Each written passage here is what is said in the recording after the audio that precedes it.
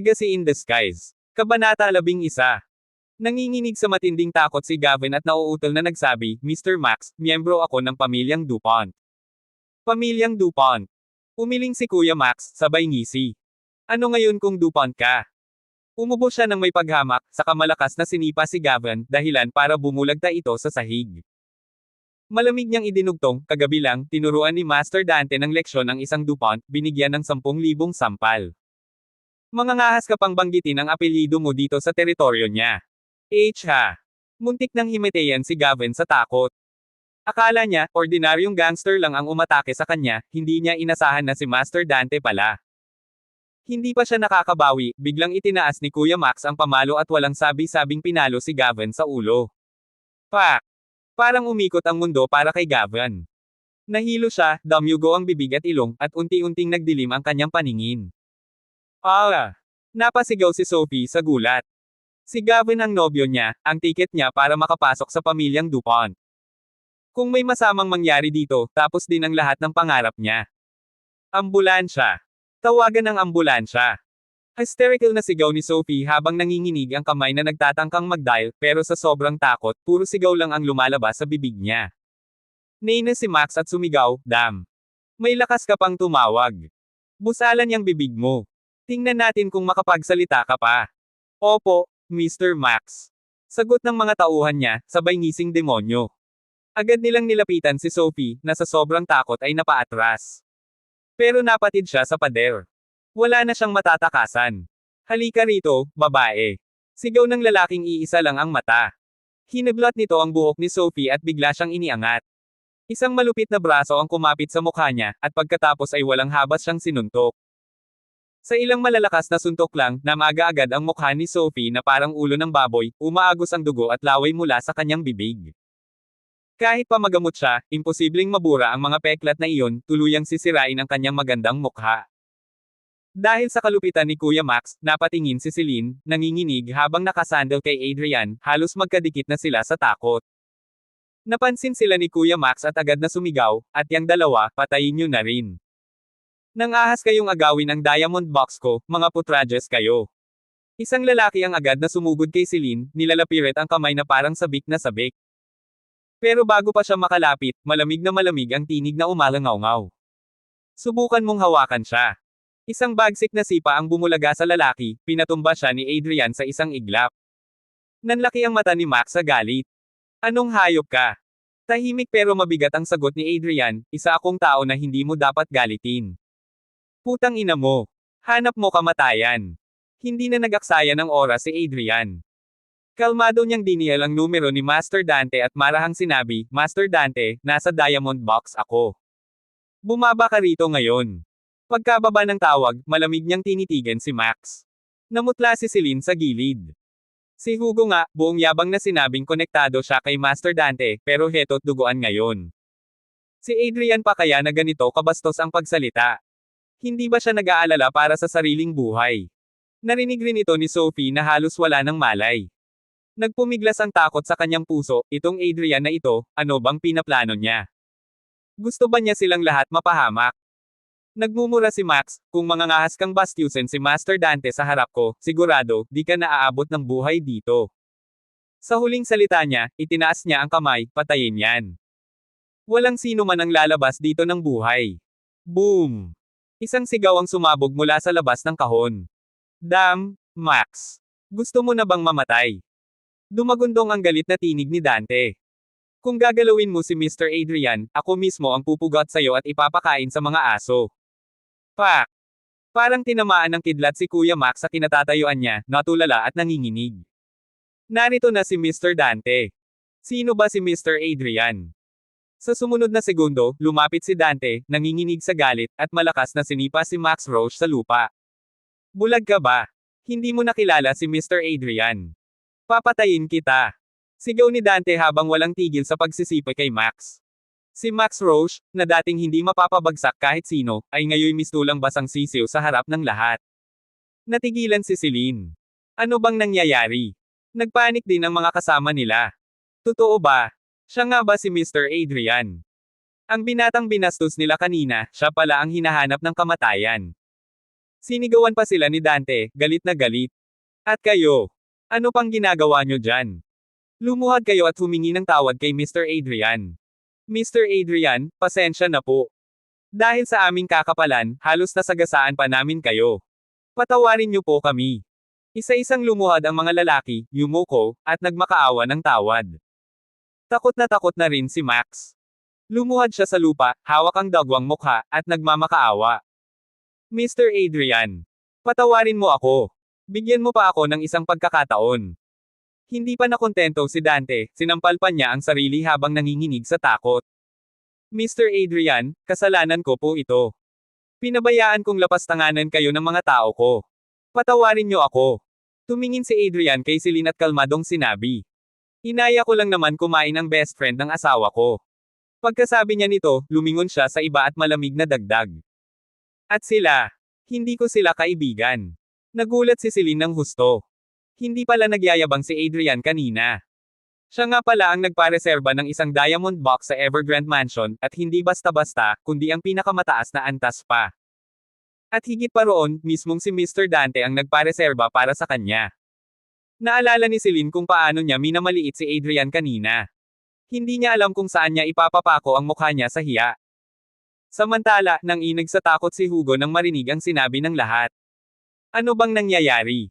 Ang tinatawag nilang basura na si Adrian, kaibigan pala ni Mr. Dante. Si Sophie, nanlaki ang mga mata, takot na takot. Totoo nga. May koneksyon si Adrian kay Mr. Dante, at higit pa roon, napakabait pa ni Dante sa kanya. Ngayon, tingnan mo naman si Gavin. Nakarete, duguan, walang malay. Pinupunasan ni Dante ang malamig na pawis niya habang umiiling. Nangako siya. Mr. Adrian, huwag po kayong mag-alala. Hindi na po mauulit ito. Simula ngayon, anumang oras, welcome po kayo sa Diamond Box. At yung mata niya, ako na pong bahala sa pagputol. Bumantong hininga si Adrian. Pagharap kay Celine, malamig siyang nagsalita. Celine, nakakain na ako. Masyado nang magulo rito. Tara na. Medyo natigilan si Celine pero agad sumunod kay Adrian palabas ng Evergrande Mansion, tulala pa rin. Pagkalabas nila, hindi pa rin mapakali si Celine. Panay ang tingin niya kay Adrian. Tila isang ordinaryong binata lang si Adrian sa paningin, pero ngayon, parang may nakapalibot na misteryo sa kanya. Isang lalaking hindi basta-basta mahuhulaan. Adrian, ano ba talaga ang nangyari kanina? Bago pa man niya matapos ang tanong, pinutol na iyon ni Adrian, malamig ang tono. Celine, pakiusap, huwag mong ipagsasabi. Kapag nalaman ni Elise, magagalit siya sa mga tao sa underworld. Tulad ni Dante. Napilitang tumango si Celine. Sige, naiintindihan ko. Pagkaalis ni na Adrian at Celine, agad nagpaayos si Dante ng ambulansya para madala ang mga sugatang tao sa ospital. Si Sophie, halos hindi na makilala ang mukha. Bali ang panga. Si Hugo, halos putol na ang isang kamay niya. Matagal bago siya makaka-recover. At si Gavin. Bagaman nailigtas siya mula sa bingit ng kamatayan, ang iniwang pinsala sa kanya ay magpapahirap sa buong buhay niya. Bukas na ang takdang araw ng pagpasok ni na Celine Fontaine at Danica Dubois sa Alter Group. Pagkatapos umalis sa Evergrande Mansion, inihatid siya ni Adrian Laurent sa hotel kung saan siya pansamantalang nanunuluyan, saka ito agad na umalis. Habang naghapunan, hindi pa rin lubos makapaniwala si Celine sa mga susunod na mangyayari sa kanyang buhay.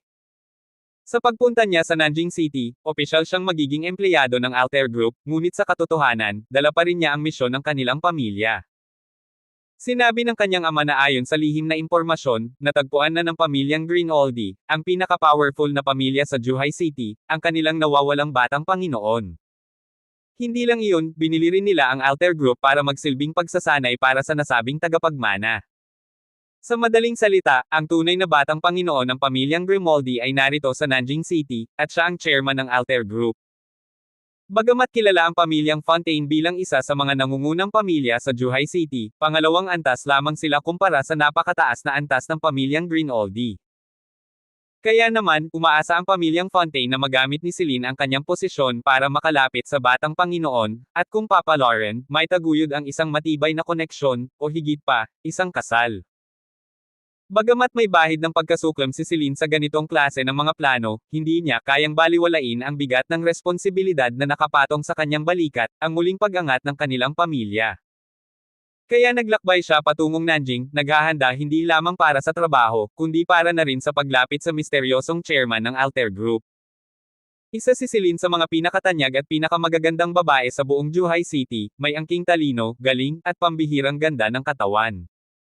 Sa sariling isip, kampante siyang kayang-kaya niyang mahulog sa kanya ang batang Panginoon ng pamilyang Greenoldi. At kapag nagtagumpay siya, tiyak na muling sisikat ang pamilyang Fontaine. Hindi lang sila magiging kilala, magiging isa sila sa mga nangungunang pamilya sa Zurich. Habang iniisip niya ang mga posibilidad, napuno ng pananabik ang kanyang puso para sa kanyang unang araw sa Alter Group. At higit sa lahat, para makilala ang batang Panginoon ng pamilyang Laurent. Hindi niya maiwasang itanong sa sarili, ilang taon na kaya siya? Ano kaya ang itsura niya? Mabait ba siya, matangkad, at gwapo?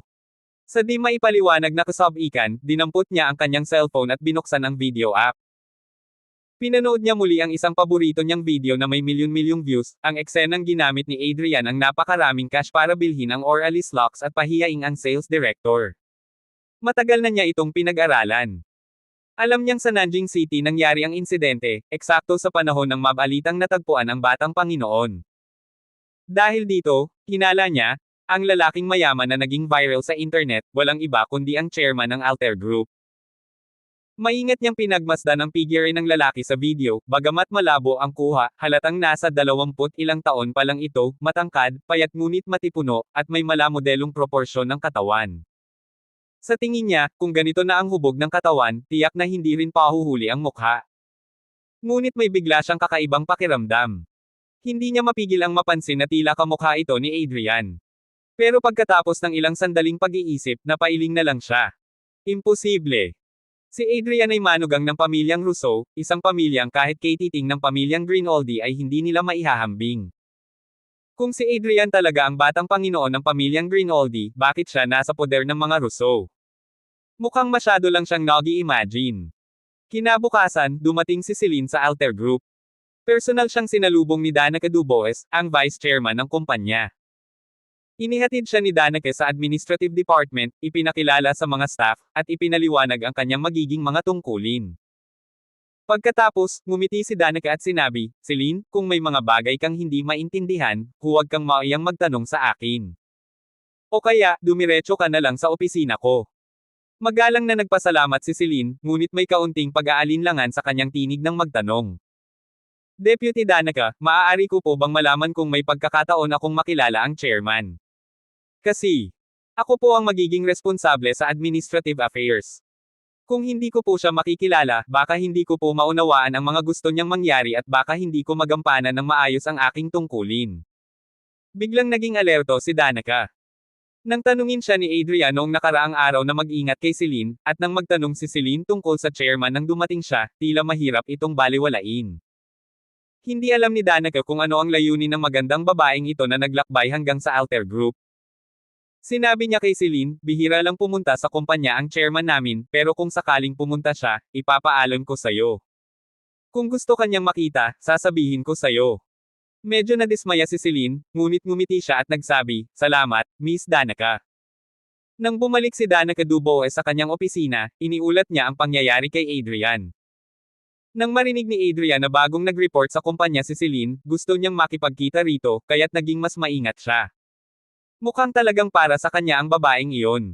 Ano kaya ang layunin niya? Gusto ba niyang lumapit sa kanya? O gusto siyang saktan o akitin? Ano man ang layunin ni Celine, medyo naiinis si Adrian. Kaya't nagdesisyon siyang makipag-ugnayan sa kanya ng kaunti lang at huwag ipaalam ang kanyang tunay na pagkatao. Kinagabihan, nang dumating si Celine, nag-reserve si Elise, asawa ni Adrian, ng isang mesa sa isang high-end hotel at dinala siya para kumain. Bilang asawa ni Elise, natural lang na gusto ni Adrian na makasama siya. Medyo ayaw ito kay Adrian. Malalapit na naman siya kay Celine at kakain siya muli kasama nito sa gabi. Pero kahit ayaw niya, handa pa rin siyang sumama sa hotel kasama si Elise. Nang makarating sila sa hotel, napagtanto ni Adrian na ang pinili ni Elise ay ang Sky Garden ng Grand Bayview Hotel. Ang Sky Garden Ballroom ay pangunahing ginagamit upang tumanggap ng mga high-ranking na panauhin, kaya't hindi ito nagbibigay ng anumang uri ng serbisyo sa pribadong silid. Gayunpaman, nag-book si Adrian ng isang pribadong silid dito para sa kanilang anibersaryo sa kasal, na hindi pa nangyayari sa Grand Bayview. 3 araw na lang ang natitira bago ang kanilang anibersaryo. May malaking paunawa na nakapaskil sa pasukan ng Grand Bayview Hotel, ang Sky Garden ay nakalaan lamang para sa mga panauhin ng Sky Garden pagkatapos ng 3 araw. Hindi pinapayagan ang lahat ng panauhin na gamitin ito sa panahong iyon. Humihingi kami ng paumanhin sa abala. Lahat ng nakakita ng paunawang ito ay nagulat. May nag-reserve ba ng Sky Garden sa Grand Bayview? Hindi ito nagbibigay ng serbisyo sa charter. Ayon sa mga balita, ang mga anak ng maraming malalaking pinuno sa lungsod ay gustong magdaos ng isang piging sa kasal dito, ngunit lahat sila ay tinanggihan ng walang exemption. Sino kaya ang may lakas ng loob na mag-book ng buong Sky Garden mula sa Grand Bayview?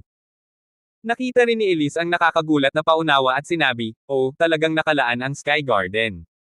Hindi ka panipaniwala." Ngumiti si Adrian at sinabi, "Ano ang hindi ka panipaniwala? Ang banquet hall, hindi ba't posible para sa mga tao na mag-book nito?" "Hindi mo maintindihan," masigasig na sabi ni Elise. "Ang Grand Bay Hotel na ito ay hindi lokal na negosyo natin. Isa itong nangungunang hotel chain sa buong mundo. Ang Sky Garden ang isa sa kanilang pangunahing tampok. Ito ay para lamang sa mga panauhin. Ang mga pribadong espasyo dito ay hindi basta-basta binubuksan sa publiko, kaya't mahirap makuha ang lugar na ito." Dahil dito, hindi mapigilan ni Elise ang mapansin, "Hindi ko alam kung ano ang background ng taong ito. Talaga namang mahusay siya sa pag-cover ng lugar na ito." Ngumiti si Adrian nang hindi sinasadya at sinabi, "Marahil ang isang taong nagmamahal sa kanyang asawa, ay gustong magdaos ng kasal para sa kanya." Nagulat si Elise at sinabi, "Dito gaganapin ang kasal para sa kanyang asawa." Kung ganun, siguradong siya ay isang asawang nagmamahal ng sobra sa kanyang partner. Talagang mapalad ang kanyang asawa. Tuwang-tuwa si Adrian nang marinig ang sinabi ng kanyang asawa. Mukhang swak na swak ang lugar na pinili niya para sa kanilang anibersaryo ng kasal. Pagdating nila sa Sky Garden, agad silang inihatid sa nakalaan nilang mesa, at hindi nagtagal, dumating na rin si Celine. Elise. Celine. Magkayakap ng mahigpit ang magkaibigan, parehong puno ng saya. Naghawak kamay sila at matagal na nagkwentuhan bago unti-unting kumalma ang paligid. Sabi ni Celine, "Elise, napaka-engrand mo naman, dito mo pa talaga tayo dinala sa Sky Garden." Ngumiti si Elise. "Para sa'yo, sulit gumastos. Wala akong pakialam." Napatawa si Celine. "Ang bait talaga ng best friend ko." Sabi naman ni Elise, "Kung tutuusin, hindi ko naman talaga kayang kumain dito. Humingi lang ako ng tulong kay Alter Group Vice Chairman Danica Dubois para magpareserba gamit ang membership card niya." Napailing si Celine. "Grabe, talagang mahigpit dito sa Sky Garden. Diamond member pa yata ang kailangan." Tumango si Elise. "Oo, totoo yan. Sa totoo lang, first time ko rin dito." Ngumiti si Celine at sinabing, "Salamat talaga, aking mahal na Reyna." Pagkatapos, nagbiro pa siya, "Nga pala, napansin ko kanina, may anunsyo sa labas, nakabook raw ang Sky Garden ng 3 araw sunod-sunod." "Oo," sagot ni Elise. "Ang alam ko, bihira silang magpa-private booking. Hindi ko rin alam kung anong espesyal na okasyon ngayon." Lumapit si Celine at bumulong, "Ilang oras lang ang nakalipas, may isang napakayamang tao raw sa Nanjing City. Bumili ng kwintas, nagdala ng 12-dosenang Rolls Royce, sinamahan pa ng mga lalaking nakaitim, at may dala pang cash na lampas 10 milyon. Napanood mo ba yung viral video?" Umiling si Adrian, habang si Elise naman ay tumango. "Oo, nakita ko. Sobrang engrandi ng eksena." Sabi ni Celine, "Ngayon, lahat ng tao, hulaan ng hulaan kung sino siya." "Hulaan mo rin." Tanong ni Elise, nakangiti. Nagkibit balikat si Celine. "Chismis pa lang naman. Pero sabi nila, baka raw yun ang bagong chairman ng Alter Group." Biglang napatigil si Adrian sa gilid, halatang nagulat, pero mabilis din niyang naibalik ang kanyang kalmado. Patuloy si Celine, "By the way, ni-renovate rin pala ngayon ang Sky Garden ng Grand Bayview Hotel. Feeling ko, baka yung bumili ng Jade sa video ang nagpareserba dito." Napatawa si Elise. "Hindi ka pa rin nagbabago, chismosa ka pa rin." Humajejek si Celine. "Chismis ang pampatagal ng buhay ng mga babae." At saka padagdag niya, "After 3 days, babalik ako dito para malaman kung sino ba talaga ang napaka-espesyal na kayang i-private ang Sky Garden." Pagkarinig nito, napabuntong hininga si Adrian. Biglang bumigat ang kanyang pakiramdam. Gusto lang naman niyang supresahin ang asawa niya at itama ang kasal na hindi nila nagawa noon, pero ngayon, mukhang magiging sentro pa sila ng atensyon. Hindi niya akalaing ganito kalaki ang impact ng Sky Garden sa buong Nanjing City, at mukhang marami pa tulad ni Celine ang gustong silipin kung sino ang misteryosong umarkila ng buong lugar.